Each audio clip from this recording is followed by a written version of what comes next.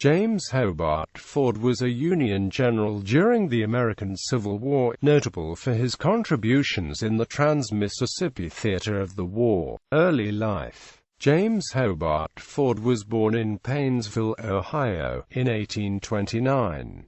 His uncle was David Todd, U.S. Minister to Brazil and Governor of Ohio during the Civil War. Much of Ford's early life is unclear, but sometime before 1861 he moved from Ohio to Colorado. He married in May 1850 to Arabella Stambaugh, daughter of John F. Stambaugh and Sarah Beaver.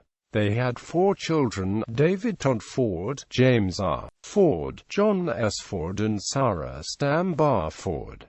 Civil War. New Mexico. Ford became involved in the Civil War when Confederate forces invaded New Mexico. Colonel Edward Canby called for reinforcements from the nearby Colorado Territory to help in the defense of New Mexico. The people of Colorado responded quickly and Ford took command of one company raised in Cannon City and was appointed captain on December 21, 1861. This company would be known as Ford's Independent Company, even though it received an official designation as Company A, 2nd Colorado Volunteer Infantry Regiment. As Ford marched his company towards Fort Union, he absorbed a number of soldiers from the 1st and 4th New Mexico Volunteer Regiments. Upon his arrival at Fort Union, Ford's company was reassigned as Company G of the 4th New Mexico Volunteer Regiment. It is likely Ford and his men never styled themselves Company G, as they continued to function independently of either regiment.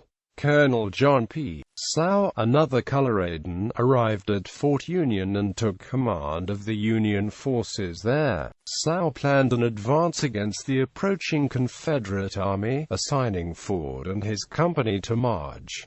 John M. Chivington's flanking column. In the ensuing Battle of Glorieta Pass, Ford participated in the action near Johnson's Ranch, which captured the Confederate supply train. Kansas, Missouri. On November 1, 1862, Ford was promoted to Major of the 2nd Colorado Infantry. In October 1862, the 2nd Colorado and 3rd Colorado Infantry regiments were consolidated to form the 2nd Colorado Cavalry, and on November 5, 1863, Ford was appointed colonel. For much of the war, Colonel Ford was stationed in Missouri operating against bushwhackers along the Kansas-Missouri border.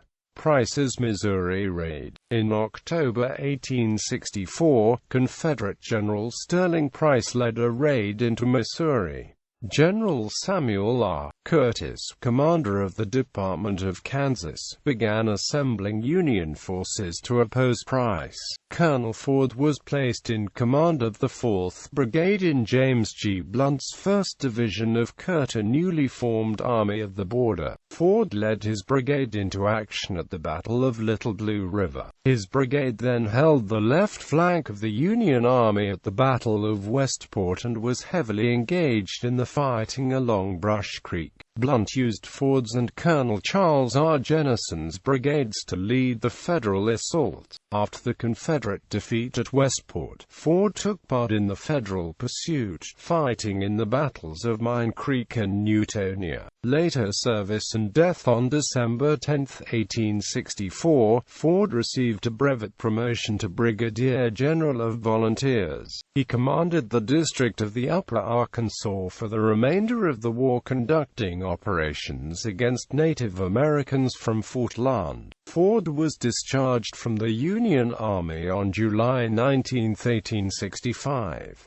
Shortly after the end of the war, he returned to Ohio, where he died on January 12, 1867. In Akron, Ford County, Kansas was named in his honor.